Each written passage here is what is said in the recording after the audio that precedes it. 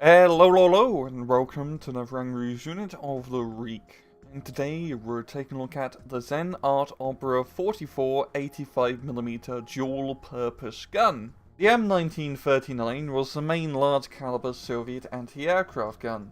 These were mainly used to defend strategic positions from high and medium altitude bombers, and in emergency situations they were issued armor penetration shells to blow up any tanks that may come their way, though that was not their key purpose.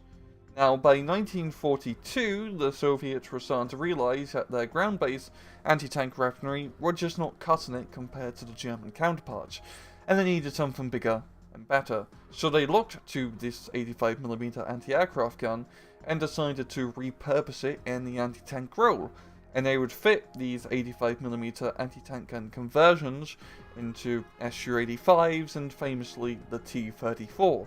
85. In-game, the ZEN Art Opera 44 85mm is a 115-point dual-purpose gun, available to the 3rd Guard Tank, Group Freiburg, 3rd VDV, 9th Guard Cav, 44th Guard Infantry, and 84th Guard Infantry. Now, for the sake of this unit of the week, we're also going to be talking about the 39 model of this gun, as they're basically identical.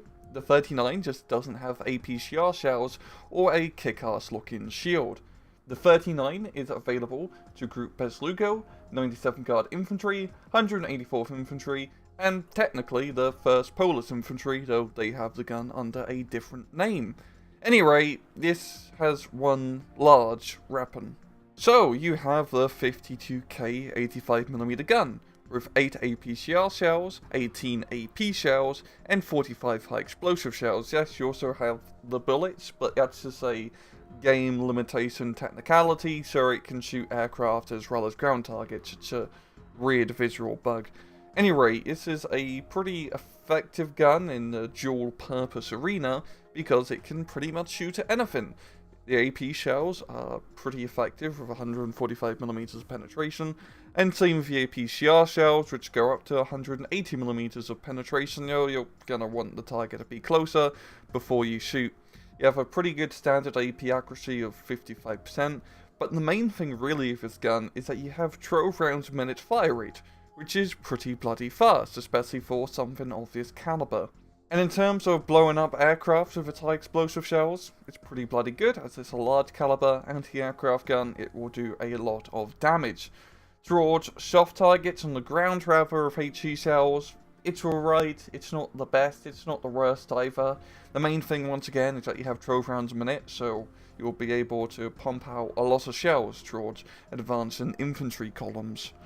Down to the miscellaneous stats, it has 9 HP, good optics, good stealth, and heavy cargo space.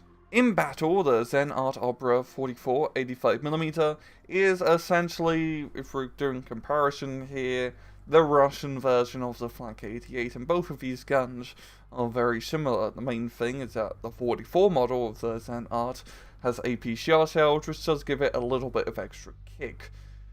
They're both pretty much used in the same way, and they're very interesting guns, really, how you use these dual-purpose guns, because they're dual-purpose. You can use them as dedicated anti-aircraft, or you could use them as dedicated anti-tank, or you could just use them as both, really. I mean, it's dual-purpose. You can shoot whatever you want, as this is one of the few guns in the game that can effectively kill pretty much every single unit in some capacity or another. So the real question is, when you buy one of these things, are you going to stick it directly on the front line to be an anti-tank gun, or are you going to keep it back and use it as a dedicated anti-aircraft gun? And that's a very good question to ask yourself. I'd say if you're playing a 1v1, this is definitely more worthwhile to be on the front line, as, well, you're going to want it for dual purpose capability. But honestly, we don't really see these guns being used too often in 1v1s, as usually if you're buying NTA, you just want to get the cheaper 37, 40mm and use them to blow up aircraft, as it's 1v1, you're usually just buying cheap tanks and lots of infantry. Team games, however, this is definitely something I would recommend to err more on the side of caution and keep behind the front line and use it as a dedicated anti-aircraft piece, as you're going to need it, as it's probably more aircraft in the sky in a team game. But also, even though you can use this as an anti-tank gun piece, this is still technically an anti-aircraft unit. And all anti-aircraft units take 50% extra damage from ground fire. So, if you're getting shot at by enemy ground units, such as tanks, infantry, artillery, this is going to die much faster. However, against air targets, because it's an anti-aircraft piece, it takes 50% less damage. So if it's getting bombed, it has a better chance to survive. These heavier guns do have a better availability, with 2 in A phase, 4 in B phase, and if you do have the option, 6 of them in C phase, which is pretty generous. This is not a bad A phase unit to get, just because you can stick it on a flank and it can blow up all manner of targets. It's a useful gun, don't get me wrong. It's not the most useful, however. It just contradicts my previous statement. As I find if you're buying anti-aircraft, you're really just getting those medium caliber guns to do a lot of the damage. As by itself, you can't just buy these larger anti-aircraft guns and deal with anti-aircraft units. You need smaller caliber units to help out quite a bit, because they can do a lot more suppression damage, and a lot more damage if the aircraft is flying closer towards the front line. These larger caliber guns are more used to keep bomber planes at bay and stopping them from dropping their load before they get to your IS-2 column. But overall, this is a very good gun, all things considered. It's very well priced for what the capabilities are. Whether you need it or not, it really depends on your divisional structure and if you're playing team games. If you're playing 1v1s and your division doesn't have a lot of heavy AT in its tank or anti-tank tab, it's probably nice to have one of these things lying around in case some heavier tigers come onto the field.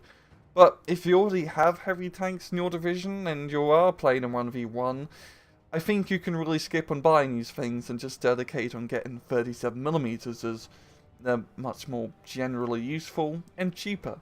But yeah, this has been another Rang Rouge unit of the week. I hope you guys enjoyed the video, and as usual, please just take it easy.